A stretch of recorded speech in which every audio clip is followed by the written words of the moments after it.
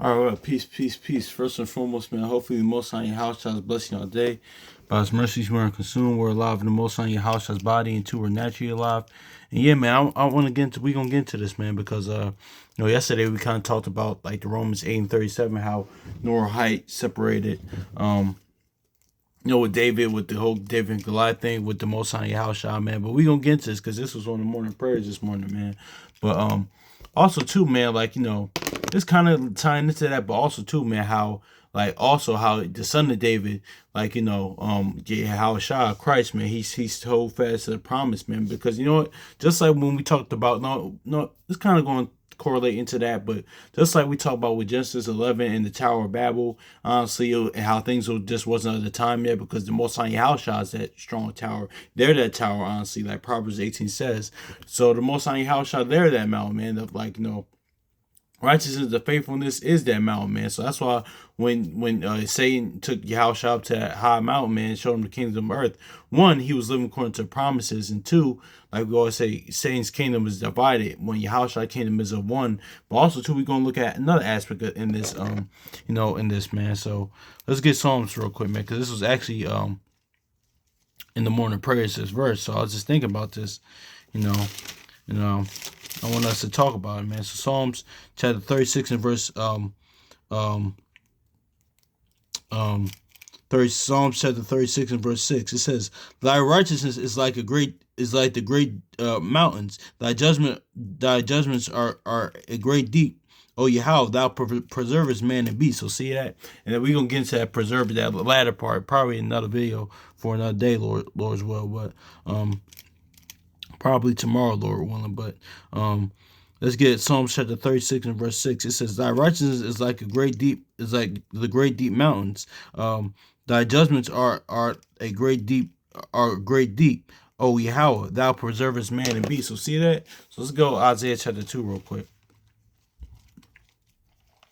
Because you see, when this mountain, like, of course, Israel's that high mountain, man. And it's all of faith, though, man. Because this is where the word is coming, which is, like, really of faith. Verse Isaiah chapter 2, verse 2, it says, "It shall come to pass in the last days that the mountain of the Lord's house shall be established on top of the mountains. It shall be exalted above the hills, and all nations shall flow into it." So see that? What is this really actually saying too? Like in the context of what we just read, pretty much, man. Like First Corinthians 3:19 says, "The Most High House's knowledge trumps the world's knowledge, man." Because that mountain, man, is really the mountain of righteousness, which is the faith, man. So which is the word. So that supersedes every other, like, things of the world, any doctrine, ideology, or belief system, or other gods, or things of that nature, man. So that's just is what it is right there. Let's read this again. Isaiah chapter 2, verse 2. It says, and it shall come to pass in the last days that the mountain of the Lord's house shall be established in the top of the mountains, and shall be exalted above the hills, and all nations shall flow unto it." So see that? So let's get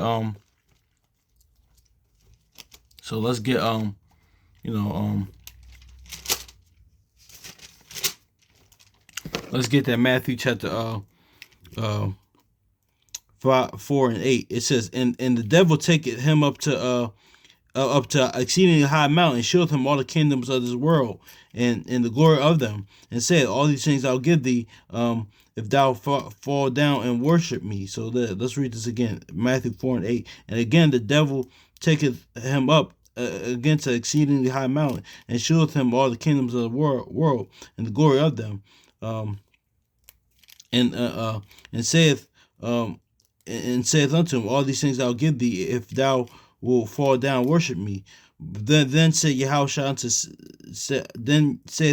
unto him, "Get thee hence, Satan, for it is written, Thou shalt worship the Lord thy God, and him only thou shalt serve." So see that?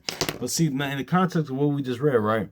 Isn't the Most High Yahushua, isn't that his father was already the mountain, and that he's righteousness, man? Like, let's get that in Sirach real quick, man. But what was that righteousness? The righteousness of faith, that Genesis 15:6 righteousness, that Galatians chapter 2 and verse 21 righteousness, man. So Let's get this, because that's why Yahushua even said in Matthew 19, man, only why you call me good? There's only one good, man.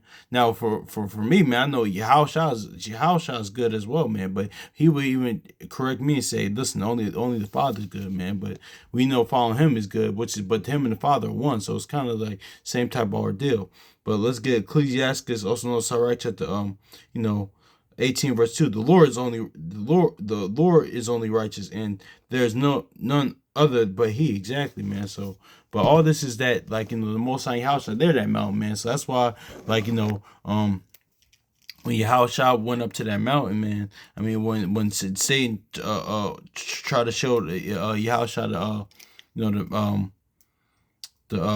all the kingdoms of the earth, like, during that time. One, he is a kingdom that's always promised him. He's living according to promises. Two, saying his kingdom is divided. And three, like, this is what it is, man. So